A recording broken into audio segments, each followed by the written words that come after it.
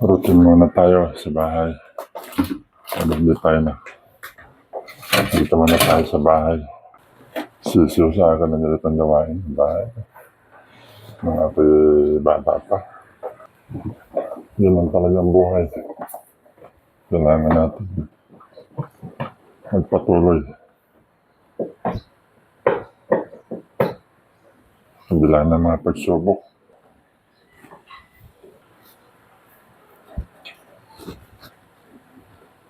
Pag ako kasi nagluto, pag ganito luto, mas importante sa akin yung malinis. Hindi na ako nakapagluto dahil dito. Kasi nga, medyo karamdaman tayo. Medyo nahirapan tayo sa pagtitilos. Ang ginagawa ko, puro tinda-tinda na lang.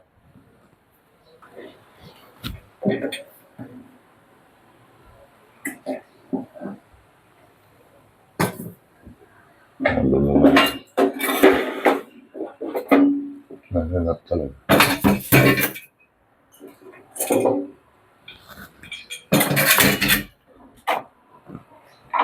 Nahanap ng buhay.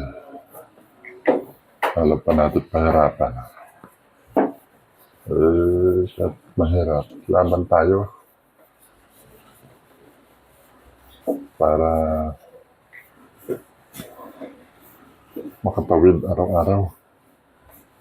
Sa pagtitinda, hindi naman talaga ganun kalakihan ang kinikita ko. Lalo na ngayon, napakainit ng panahon. Kaya kadalasan na labas mo na lang. Ay pag na-deliver at minsan pag nag-deliver pa ko hapon na. Dahil hindi ko na po kaya yung mahindot ng araw.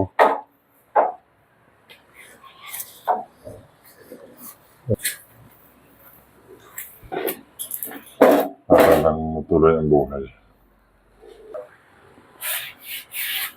Sanay akong magtrabaho. Sila na ito sa bahay.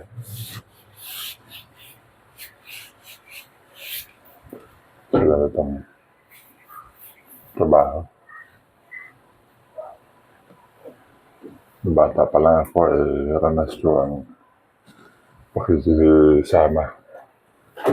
Kasi nangamungan ako, bata pa lang ako, nangamungan ako.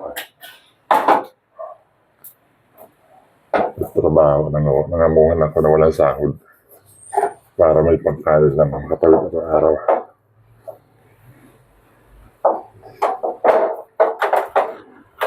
Sanay tayo. Sanay tayo sa hirap.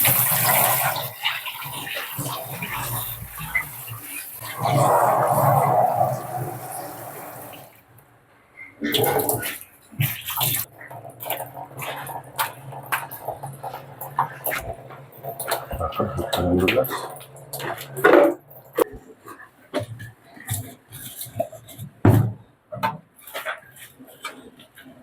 Nakakapagaliran pero wala tayong lagyan. Kailangan natin ito. Ito talaga siguro yung ating kapalaran. Karugtong ng ating buhay ang mga pagsubok. Ito ngayon.